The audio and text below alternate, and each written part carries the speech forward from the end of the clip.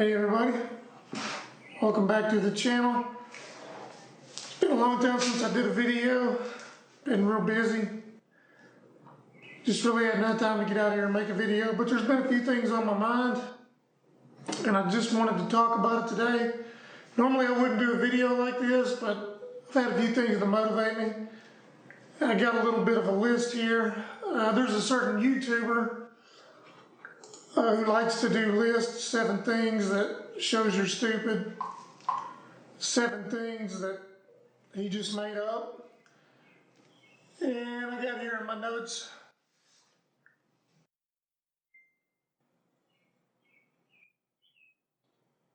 apparently this guy's got his hands on a what I thought was a 2020 Yamaha R1. He's made a few videos concerning that bike. And it's also apparent that he hadn't did very much research about it. Maybe not even read the manual, or I don't even think he's ridden the bike very much at all. I had to watch several of his videos because he keeps saying, I got a brand new R1 for a giveaway, brand new R1. Well, 3 videos later and about 9 minutes into that video, you find out that it's a 2019. Maybe it's brand new to him, but he should probably be a little more specific, because a brand new R1 would be a 2020, which is what's right behind me here. If you guys are familiar, no surprise we're talking about the 2020 R1. So some of the things he said might have some truth to it, but I'm going to touch on some things that are nowhere near even close, okay? So welcome back to the channel, 901 Street Kings. Hope you enjoyed this video.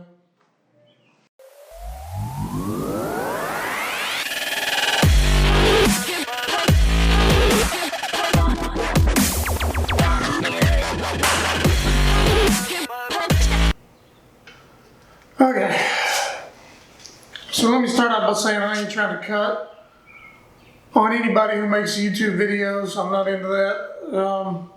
It's a lot of work to make these videos. A whole lot goes into it, and a lot of guys have some great quality, some good entertainment. Whether I agree with them or not is beside the point, but just felt like there was some misinformation. And if you're like me, I go to YouTube a lot. I look for things. Even if you know a lot of something or know a lot about something, you run into something that maybe you've never saw before. Somebody else out there took the time to video it, put it on YouTube, make an explanation, and it makes your life a whole lot easier. So, big part of the channel here is installing things, how to install it, how to tune, how to do this, and then what's the difference when you get it out on the road. So some of this kind of hits home with me, and I'm just going to go down this list here of questions that this guy made in the video. So right from the top, pros and cons of the R1 versus an R6 as a track bike. MT Roberts 07 asks, pros and cons of the R1 versus R6 as a track bike. So I've got a lot to say about this, and I think I want to make it like a whole video, but... So the R1 and the R6 are 2 very different animals indeed. First, the R6 is 600. The R1 is almost 1,000 cc bike. You know, Captain Obvious there. The R6 is a 600 inline flat plane engine. It does not have low end torque. It is not known to make low end torque. It's going to lug. You're going to have it in the RPMs to really get it to move. And that's the way you have to ride that bike. As far as the R1, it is a cross-plane engine. It's like the MT10, the MT07, all those series are all cross-plane engines. That's a 360 or 180 degree crank. 180 degree crank. So the firing order is different. The whole point of a cross-plane is to have more low-end power. That's what sets this bike apart from other bikes, one thing. So Yeah, the pistons in relation to the crank and time between the compression strokes is going to give this bike more pull, more power at low power RPMs than, say, a Gixxer or a CBR 1000 or some other inline flat plane bike. Then you got different frames. There's all kind of different things. So your riding experience is going to vary between an R1 and an R6, depending on what you're used to. If you've been riding 600s and you're successful on the track with those, you jump on a 1000, it's going to be different. I mean, if you went from one car to another, it's going to be different, and you're going to have to adjust yourself to that situation. So if you're used to, say, an R6 is really high strung and you're coming off the corner at 10,000 RPMs and you got it, wide open throttle coming off the apex, and it hooks and stands up and drives off the corner, then that's all fine and good. But if you come off this bike at 11,000, it's probably going to pull the front tire, depending on how you have your settings. Is definitely going to not track the same. So you're going to have to plan your power points, your braking points are going to be different. It's a different bike. So you really can't compare the two other than they're motorcycles. So depending on what you want to. If you have a bigger track, this bike's going to be more successful because it has more power. It's going to go faster, period. So as far as handling, yeah, the R6 is a little more nimble. If you got a real quick track and you can stay in a high gear, you can probably run similar lap times to a 1000. But you may struggle with one or the other. If you're coming from a 1000 and going to a 600 and you're like, what the hell, I won't go anywhere, and you got to come down a gear, you're going to suffer. So just keep that in mind if you're thinking about switching bikes or whatever the point of that question was. For me, I've had a lot of track time doing time attack, drift. I spent years doing drifts. I got a lot of track time, so I feel like I can talk about this. I don't really track bikes. I'm not going to sit here and BS you. I could. That's just not why I bought the bike.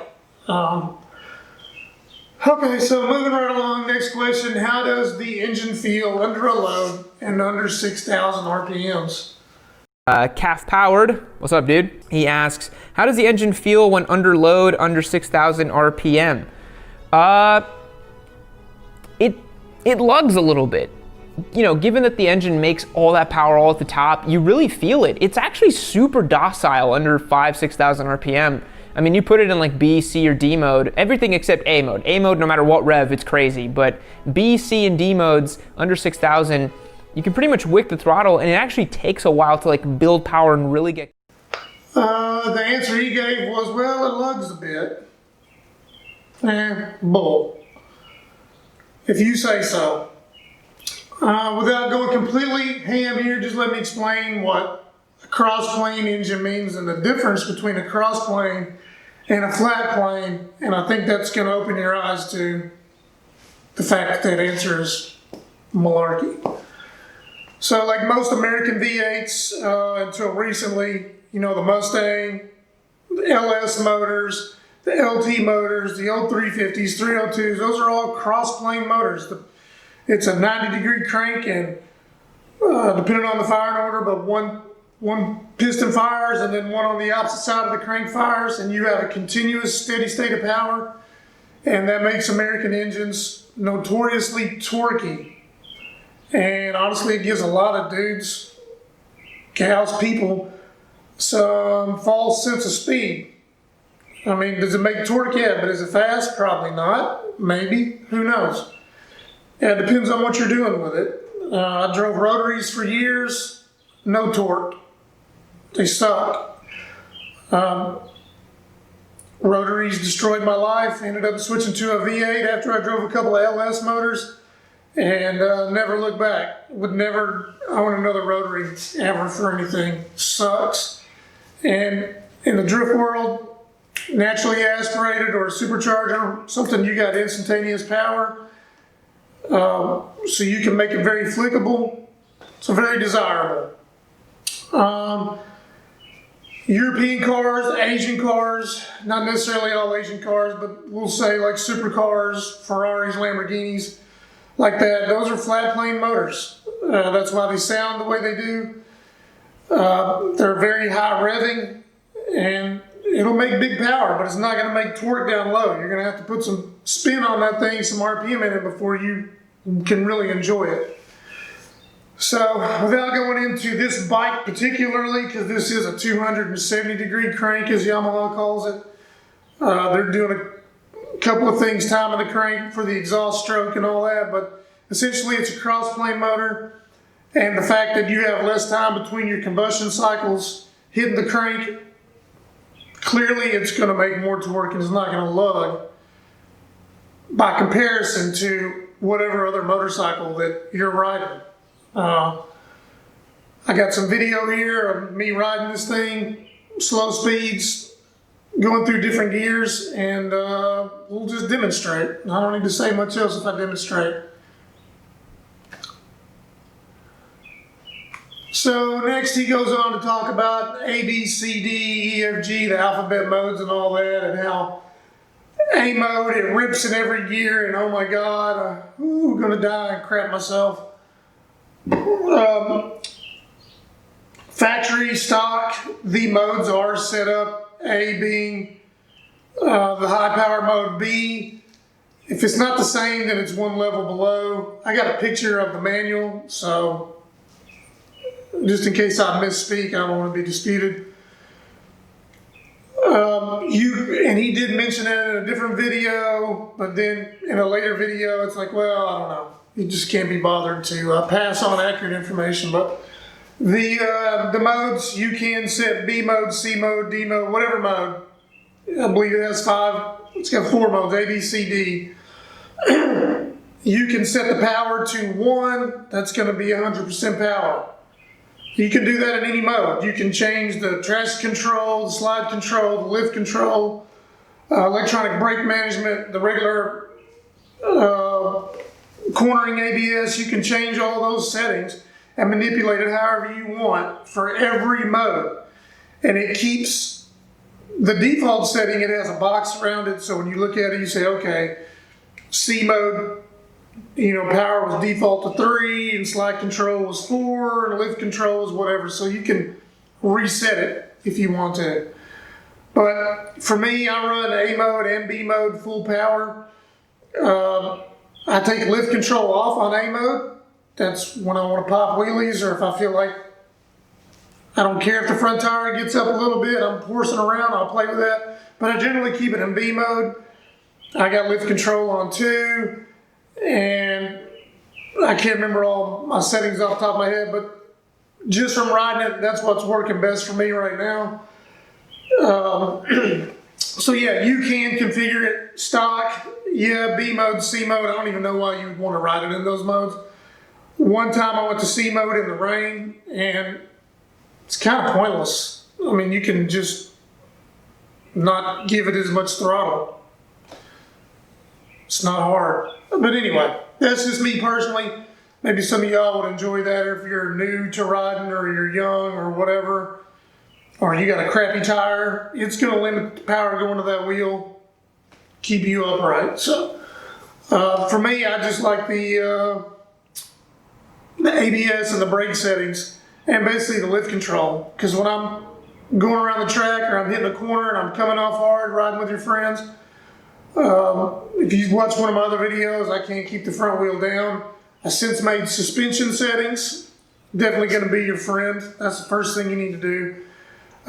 Change my suspension, and now you got to work at getting a wheelie on this bike, and don't just do it willy-nilly. So, okay. Yeah, D mode sucks. It's a waste of time unless you're going to configure it for something else, like mowing your grass or something stupid. Next question. How does it feel to ride around town for more than an hour or so? So, because my back is kind of messed up from a couple accidents, I have a torn ligament in my T5, it's pretty miserable to ride around town. You also just feel like you're just poodling it around. You never get out of like second or third gear around town, so it just feels like it's riding you and not you're riding the bike, because it has the quick shifter up and down. So honestly, around town, It feels like a really big, uncomfortable scooter. How does it feel to ride around town for more than an hour or so? I think the real answer here is, what is your mindset when you're riding a bike? Did you buy this bike to ride around town and go get groceries, sit at Sonic? I didn't. Do I do that sometimes? Yeah, of course. It's fun to ride. Feels good, sounds good. You can cruise on it. But, you know, really, what is your goal? Are you going to be cruising, or are you going to be driving spirited, going kind of fast or whatever? So if you're not going to cruise, you know, with your ape hangers and going to town and riding for 6 hours with your little glasses on and your turtle shell helmet and tassels hanging off. No, this is a super bike, so you can do super bike shit. I personally didn't buy a motorcycle just to fart around town and make noise on. Like I said, I will do that sometimes, but that gets old. I can do that with the AC on in my car or my truck or whatever. So the R1, it wasn't built for comfort, but it's not uncomfortable. Let's say you're on a street glide and you're on a Harley, your feet's out front, your hands are up, kind of like you're in a lazy boy on 2 wheels, and you get that Harley persona and you cruise down the highway with a false sense of being a badass. When you swing your leg over an R1, you're going to realize that it's a thoroughbred and it's ready to rip it up and take corners at whatever speed you feel like taking it at, while you're feeling confident. You're not going to worry about your little Kirkers down there or whatever, Vance and Hines scraping and sparking all over the road or busting your foot peg, because this thing was designed to turn. That being said, would I take this bike on a road trip? No. No. Lord, no. I don't even know. I'm not a road trip kind of dude. I would have bought a street glide with saddlebags and a captain's chair in the back and navigation and all that. That's not what I want to do. But I have ridden this bike for an hour, 2 hours. No problem. You get a little bit of discomfort in your shoulder. For me, I get it in my shoulders. You got to kind of keep your head up. It's a sport bike. They're all like that. This has a pretty aggressive, seating position on it. You're going to deal with that. Same thing if you're on a Harley, your hand's going to go to sleep and they're going to vibrate and tingle or whatever. If you're on a Japanese cruiser, then I feel sorry for you. I'm not a Harley fan, but Japanese cruisers, as a general rule, most of them, they look fine. They're just kind of blah. Anyway, so that's that. No, it's not a cruiser. That's not what it was designed for, but you can easily ride it around town for an hour. I mean, the more I'm on it, the more I smile. So yeah, I ride it all the time. Then he goes on to say, being around town, I guess the one thing he said that's just really crazy is that it's an overgrown scooter and that it's boring to ride. And riding around town, you're always going to be in second or third gear around town. No Screaming Eagle shit. The bike does over 100 mile an hour in second gear. What other gear would you possibly be in? So is my F-150 and the Civic. Why would you be in? What gear do you want to be in around town? So, that's why they put gears on bikes. That being said, I regularly cruise this bike at 45 in fourth gear. You can click it up in fifth and fourth gear and you can roll on the gas and it will ride on out. Faster than your Sportster will in third gear. It pulls fine. I regularly cruise the highway sixth gear. I've even taken off from a red light in second gear. And you're like, oh, that feels a little bit soft, but it doesn't. So there's no lugging, going back to what we said before. So I guess some people, I don't know, y'all correct me, my MT-07, that bike was always in the gears, blah, blah, blah, blah, blah. And you're just changing gears to keep up with people. And if we went on back in the twisties, canyon roads or whatever, I generally kept it in fourth gear. Blah, it had enough torque that I could pull off the corner and it would accelerate pretty good and I could go to fifth or sixth. But this bike, second, third, depending on the corner. If it's a long corner, third. If it's a tight corner, second, and you're just gonna walk out. So, but if you're just going around town, I don't know where you're going, to the mall or whatever, yeah, drive like a normal person. First, second, third, red light, second, first. That's what you have gears for. That's kind of not even it's kind of a pointless comment.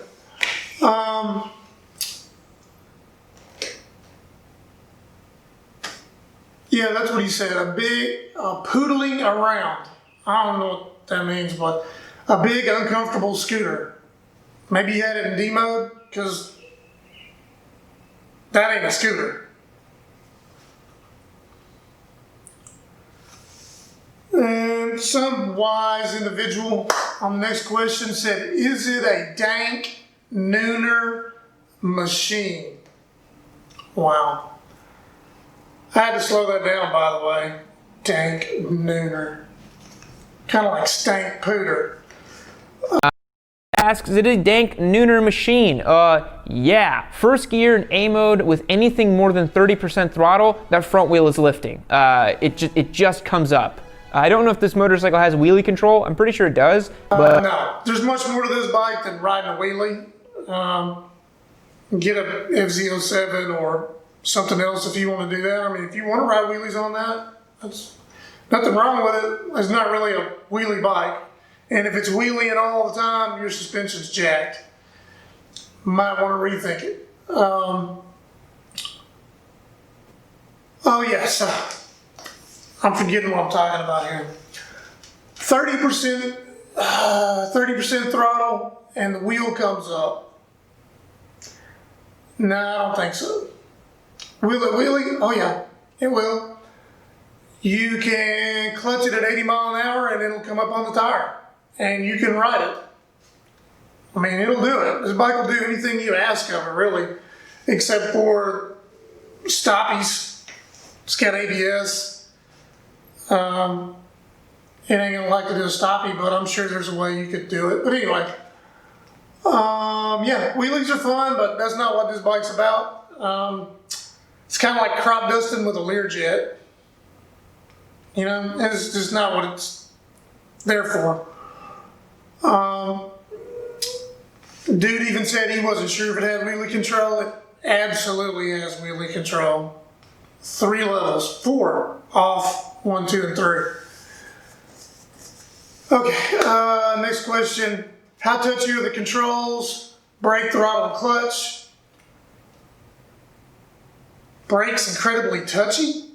clutch. Brakes are incredibly touchy. That's something that I'd like to dial in. If this was my personal motorcycle, I'd like to, tweak the brakes a little bit, because they feel, not only are they incredibly powerful, that Nissan Master Cylinder is really, really nice, but you just give a little bit of pressure, you are coming to a complete stop. I've never heard anyone ever say the brakes were touchy on a Yamaha. Literally the biggest complaint or the downfall of the R1 is the brakes. If anyone has a complaint about this bike, they're going to complain about the brakes. Most people don't like the feel.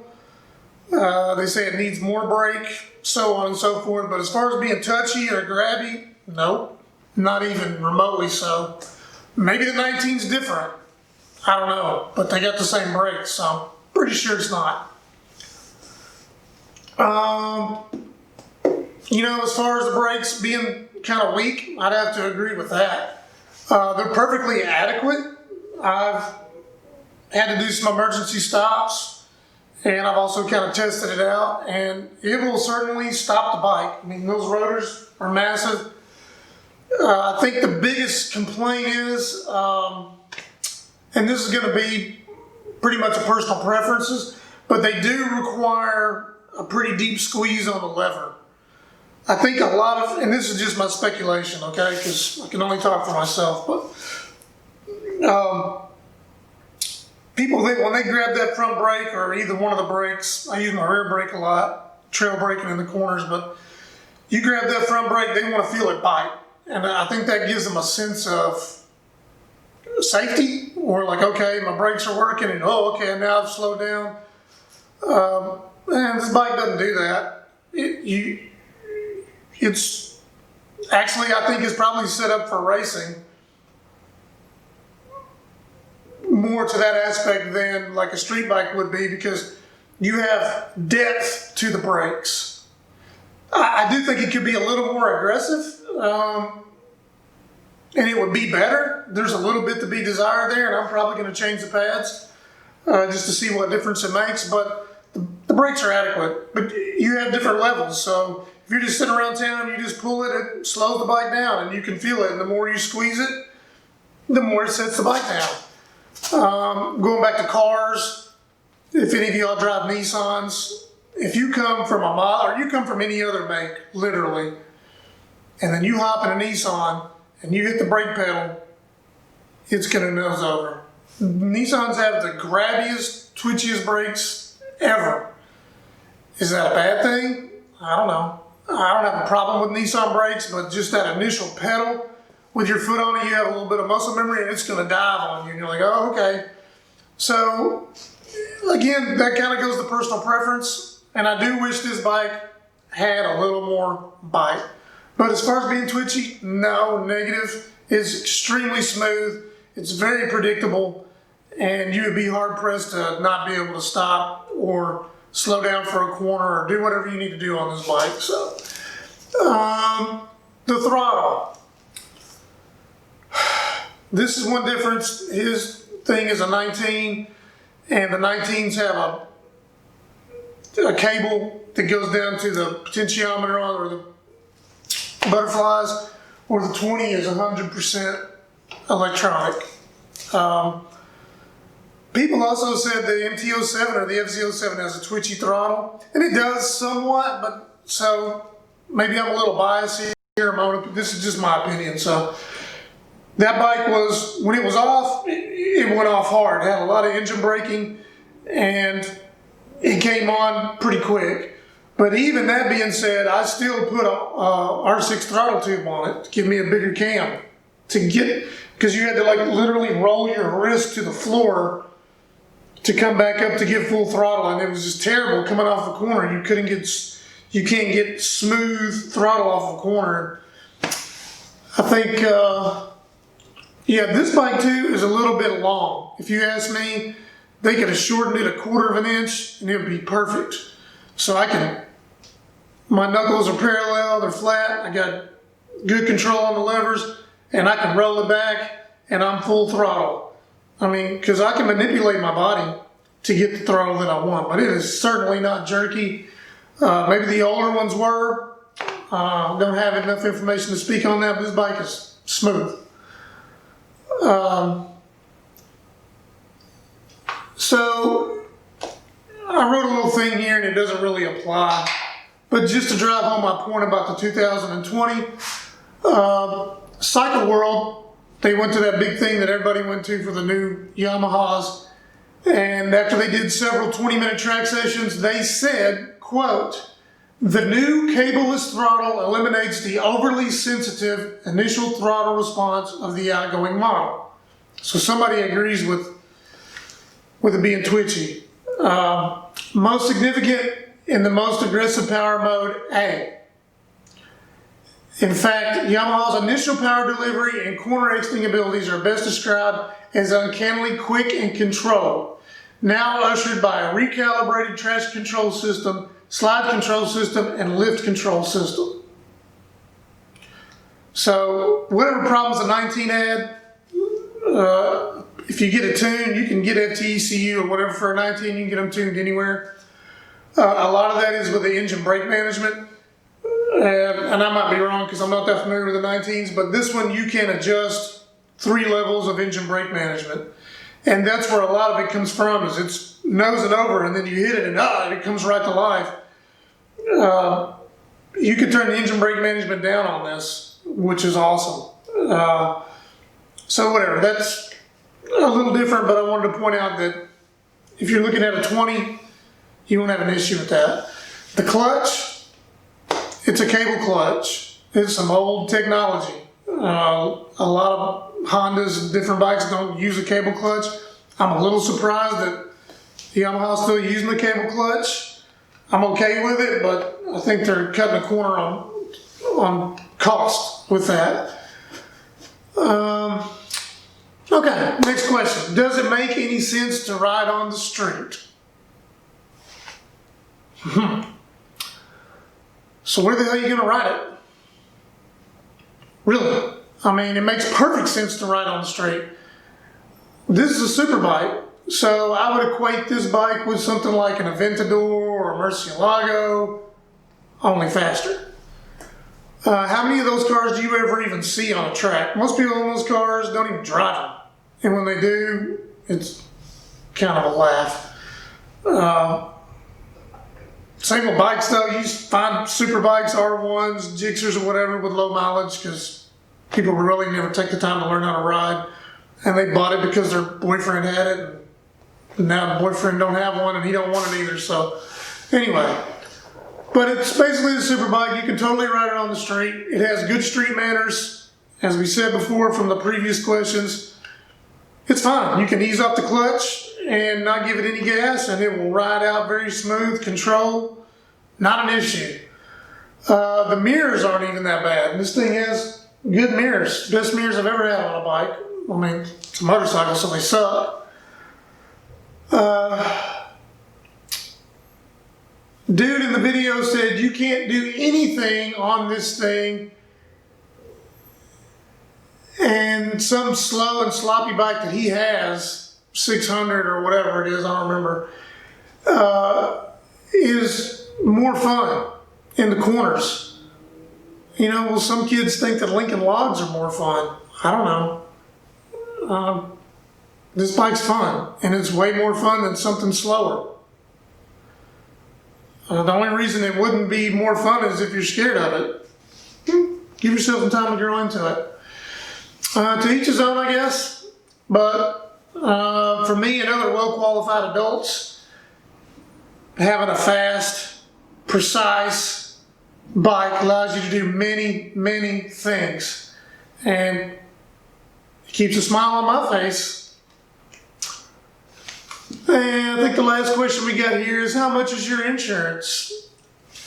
Dude said $459 a year.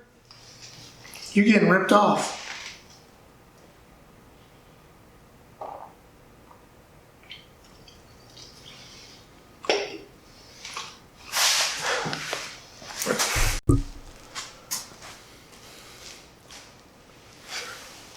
Alright, so that's pretty much it for the questions. There's a couple other things on my mind and I can't really think of it right now, but if it comes to me, I'll add it. That's it for this video. I just want to sit here and I thought this was a good idea to have a little conversation. If you guys have any questions, hit me up in the comments or shoot me an email. I'll be more than happy to answer them if I know the question. I think it's time to go out and ride. When I finish this game fuel.